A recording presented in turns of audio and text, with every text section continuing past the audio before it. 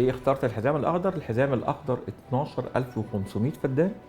معنى كده إن منطقة الحزام الأخضر الجديدة هي أكبر من مدينة الشيخ زايد القديمة، فده اللي خلاني أو أتوقع إن الحزام الأخضر ليه مستقبل واعد.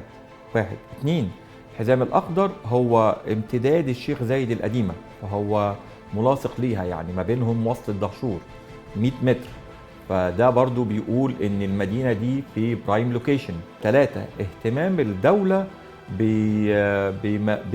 بالحزام الأخضر، يعني بعد تصريح رئيس جهاز مدينة 6 أكتوبر ان سوف يتم الانتهاء من المرافق في الحزام الأخضر. عملوها على 3 مراحل. المرحلة الأولى اللي هي من حوض 1 لحد حوض 16، ودي عبارة عن 4500 فدان، المفروض ان هم جاري الانتهاء منها في خلال سنة. هينتهوا من ايه؟